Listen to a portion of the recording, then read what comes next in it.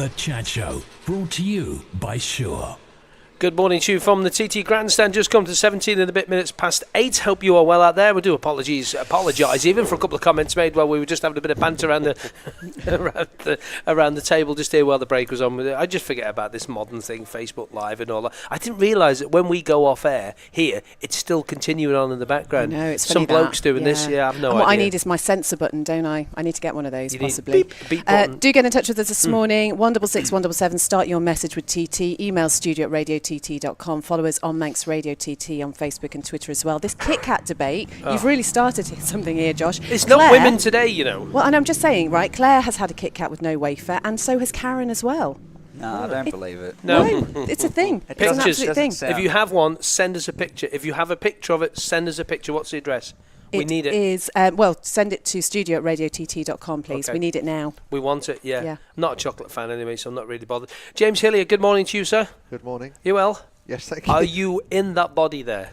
Just about. Just about. We were asking the boys there before me, look around the pictures around here. All these pictures celebrate the 40 years of the Newcomers Manx Grand Prix races, which is this year, and also celebrating 40 years. We talked about Mike Hailwood before. I mean, I'd seen a little smile, just as I've said Mike Hailwood there, a big smile come up on your face, and instantly, a bit like me, so as I mentioned Mike Hailwood, I can just see that helmet with and the colours and the number 12 on the Ducati. That's in my mind's eye now. Yeah, and I sort of briefly looked in at the bike yesterday, and that's certainly on my to-do list this weekend is to go and have a good look at that bike and kind of appreciate just what they were doing back then on those machines is pretty incredible, you know. And just with John last night chatting, he said, like, I think it was 67. Hailwood did like 108 mile an hour or something, and we were it's phenomenal what they did back then on what they had. It's certainly hats off, you know. It's pretty fast nowadays, but you know, we've got bigger tyres and more powerful engines with some electronics, so yeah, it would be real interesting to go back and kind of see what they were riding with back then. A lot of people try and compare. They say, let's take an example, the Valentino Rossi and the Giacomo Agostini thing. Be quiet, David, please. It's just I love it when you mess up. You love it, yeah. Don't worry, it's early. You know, they have that debate whether who's the better rider, but you can't really compare. It's like saying Pele against who's that guy, Ronaldo, or or something like that. You can't compare these two together. You just can't do that sort of thing. But wouldn't it be nice if we could invent a time machine? Binland, you've got some connections with Doctor Who.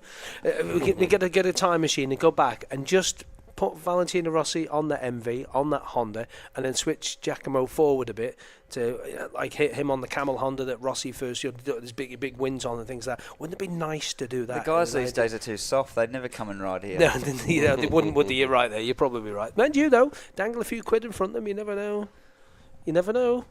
Got to be a fair bit of quid to get them away from what they're making out there. I know, it's bonkers, isn't it? Yeah, well, absolutely bonkers. So it's Mike Hailwood's 1978. We're going to be playing 70s music all the way through the weekend. You got any 70s music you like, David, at all?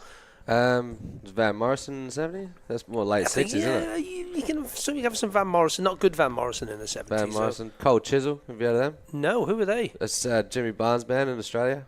Do you heard of Cold Chisel, have you? Yeah, I'm not a massive fan of Barnesy, but yeah. Oh, look, he's from Adelaide as well, he's my boy. Is he? All right, okay. What sort of music is that? Rock, progressive rock, or what is it? Yeah, it's rock, and it is rock, yeah. Oh, my goodness me. Okay. And Johnny Farnham, what about that, Josh? John Farnham, listen to the voice. He's getting worse.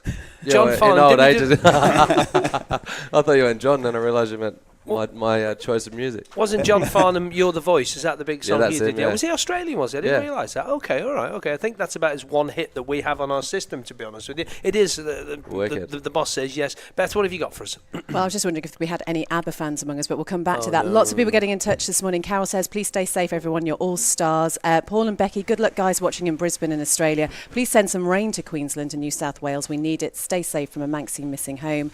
And Aaron has a question for you, Josh. He wants to know if you have a bike collection. Ooh. Yeah, kind of.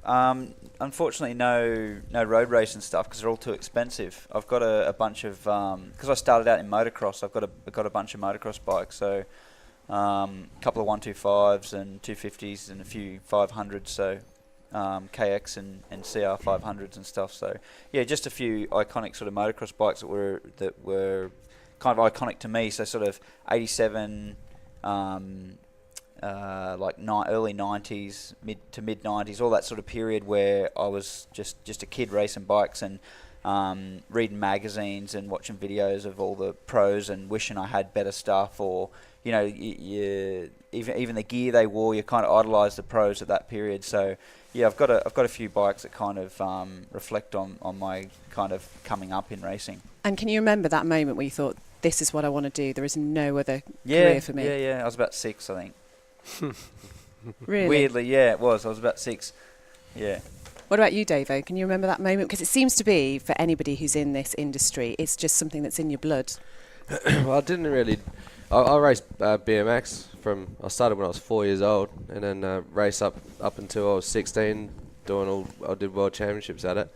And then it wasn't until I had a ride, about 16 and a half years old, out at Malala, and Dad took me out there, and from then on I put the push bike to one side, and that was it.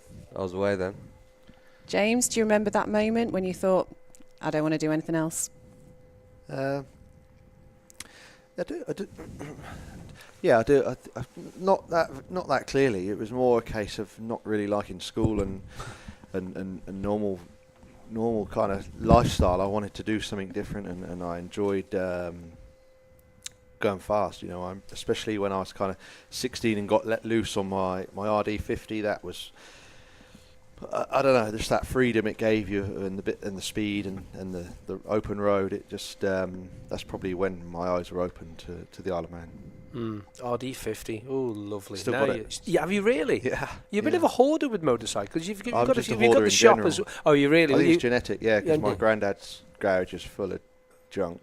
My dad's is full of junk, and so's mine. So I bet you there's some stuff in there that's probably worth a few quid as well if you dug deep enough, probably. sadly not.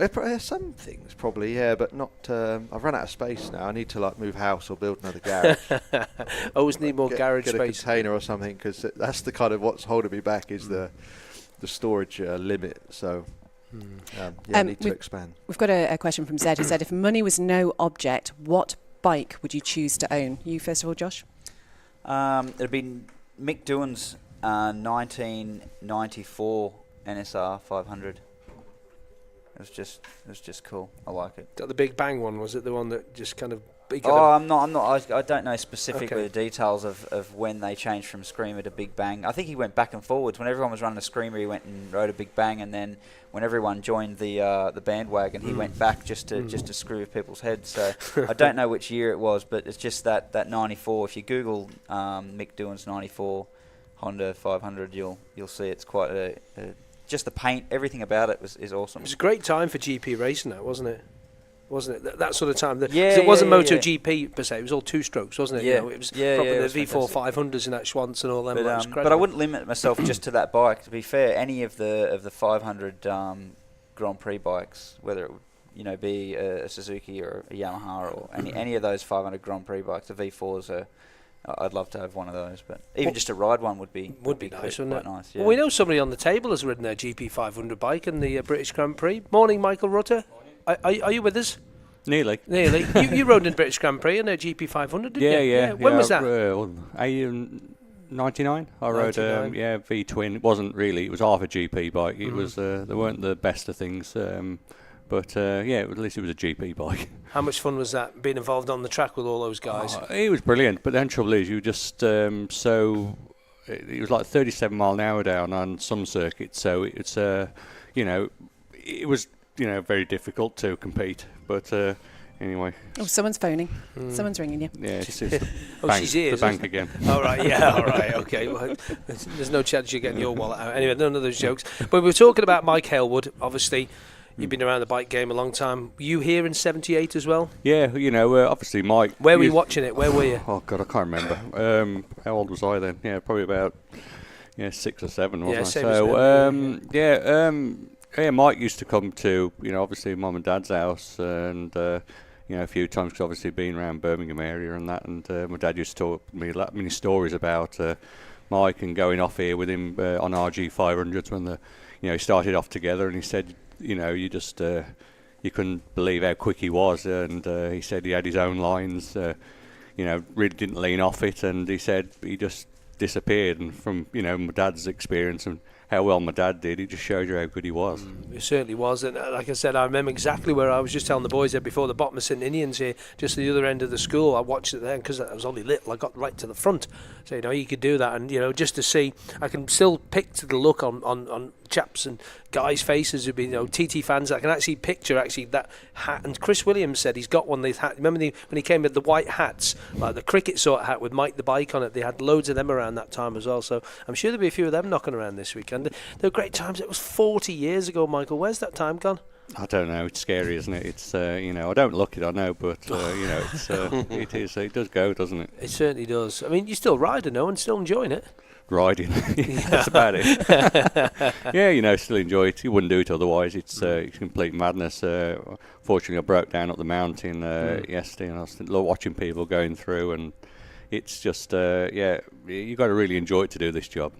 And it was cold up there last night, wasn't it? Oh, fair play to the marshals and that, and I know marshals everywhere, but God, those up the mountain there, they earn the sandwiches.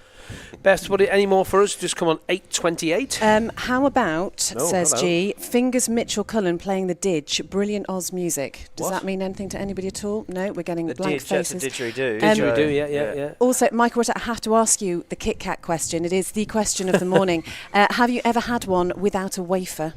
No, but I like Kit Kats. Okay. So if anybody's got any free, he's here now. So this is a thing, though. This has absolutely taken off. I'm telling you, lots of people getting involved on the Manx Radio TT Facebook page. Hang on a minute, just a minute now, right? Let me just tell the listeners here. Beth does a programme on normal Manx Radio called Women Today, where they have things like this, like is it lunch or is it dinner? Should the toilet roll be up or should the toilet roll be down? I'm telling you, this is what people are talking about. Honest to Definitely God, up.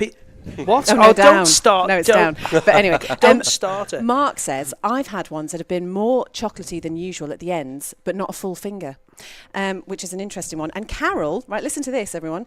I once had a club biscuit without the biscuit. It was yummy, so I wrote to the manufacturer saying that it should be a new line, and they just sent her a whole new box saying sorry. I'd have kept it. You'd be worth a few quid. Well, I'll tell you. Do get in touch with us this morning, 166 177. Start your message with TT. You can email us here, studio@radiott.com, and follow Manx Radio TT on Facebook and Twitter. We'll be back just after this.